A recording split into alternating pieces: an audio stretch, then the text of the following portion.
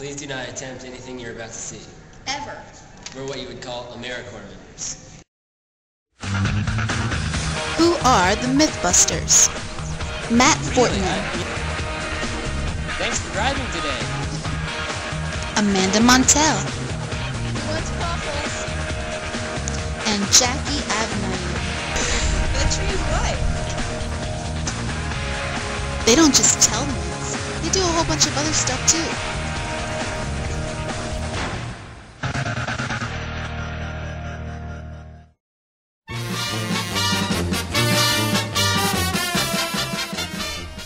What's today's myth gonna be? Well, I was thinking there are a lot of myths about cities all around the country that don't really get discussed. Really? Yeah, I mean, there's the aliens of Roswell. You know, there's Dayton aliens as well. Really? Yeah, I don't know, that's what I hear. Well, anyway, there's the plane being invented in Kitty Hawk. I think that's actually Dayton. I think it was Kitty Hawk. I think you're wrong. I think the plane was invented here in Dayton, Ohio. And actually, Dayton is a lot more useful than people give it credit for. See, I don't think Dayton has a lot to offer in terms of innovation or usefulness. I think you're wrong. Let's figure this one out.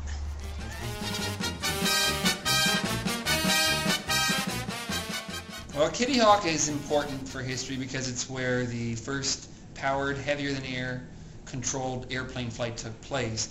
But in reality, the Wright brothers were from Dayton, Ohio. They had the idea for powered flight in Dayton, Ohio. They built the airplane in Dayton, Ohio.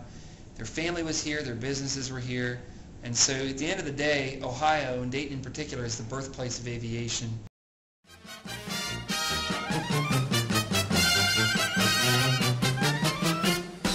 Hey, Sass, here comes a parade down the street. All right, are you satisfied with that? Dayton, Ohio was really the birthplace of aviation. It wasn't Kitty Hawk. It was in Dayton, Ohio. I think that we can close that part of the myth off. Yeah, I guess you were right about that. Understand just how much the Wright brothers actually did.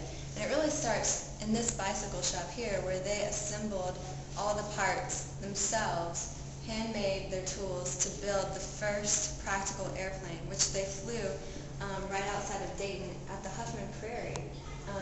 And that's where, you know, the site of one of the first Air Force bases, Wright-Patterson Air Force. Yeah, Dayton is just the site of so much cultural history. Just the other day I was reading in the newspaper that there was a site downtown where they decoded codes. They deciphered codes during World War II. And it was actually just a bunch of women mathematicians that were involved in this. That was the Manhattan Project. Yeah, it was with the Manhattan Project. Right. Yeah, it was all right here in Dayton, and Dayton has actually been the site of a lot of international heritage. I think we're going to go talk to Lisa about that. Sweet. All right.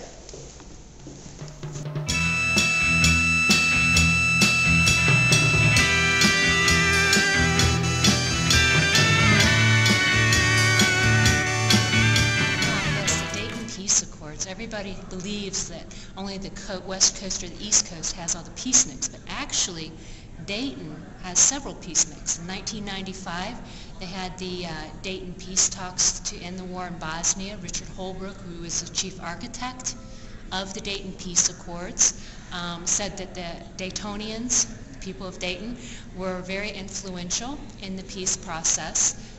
We formed human peace lines outside the base, and just giving our overall support for peace. I'm starting to understand how much Dayton really matters, but it's hard not to get caught up with all this news going around about how Dayton is a dying city.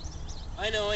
Well, you know, Dayton isn't the most prosperous city in the world, but there are a lot of things going on in Dayton. For one, it has the most patents per capita of any city, so a lot of cool inventions coming out of Dayton, and it's #1 in non-profit organizations. You know, people in Dayton really care for their fellow citizens. Yeah, it's really good that people here seem to care about helping others. Yeah, and it's not just basic needs like food and clothing. It goes beyond that. For example, there's a place, I think it's south of town, that's educating people about the Native American ancestry in Dayton, and I think we should go check that out. Okay, let's go talk to Katie. Sunwatch Indian Village is actually a settlement from the Fort Ancient people that dates back to almost 1,000 years ago. Native Americans have been in Dayton, Ohio for over 12,000 years. But about 1,000 years ago, they stopped their hunting and gathering and started living a more farm-based lifestyle. Because they were doing crops and they had to come back and cultivate their crops every year, they had a need to build settlements. So at Sunwatch you can go and see replicas of their original houses, the farms that they had. You can make bread with maize or corn, which was the main food staple for them. So you have the wonderful opportunity to actually go through and have a powwow and actually pretend like you're in the Native American lifestyle of 1,000 years ago. And they also have plenty of opportunities for students to study archaeology there. They have arrowheads dating back thousands and thousands of years. So for people who think that Dayton just popped up in the 1800s, actually relics from Dayton have existed over 12,000 years ago. So that's pretty impressive. So, did I convince you of just how awesome Dayton is? Well, you made some pretty convincing arguments, but I still want to know more about this alien stuff you were talking about earlier. Okay, the aliens. Well, you know about Roswell, right? Yeah. Okay, well, the myth goes that the aliens at Roswell were transported to Wright-Patterson Air Force Base here in Dayton, Ohio. Yeah, and, you know, they did tests on them, kind of like an alien autopsy kind of thing. So, supposedly, these alien bodies are still at the Wright-Patterson Air Force Base. Yeah, and they say that the Air Force Base is actually haunted. Is it haunted by these aliens, or...? Maybe that's a myth best saved for another day. So, how are we going to call this one? The myth of the slow death of Dayton? I say it's busted. Yeah, I say busted. I still think we should find out something about these aliens, though.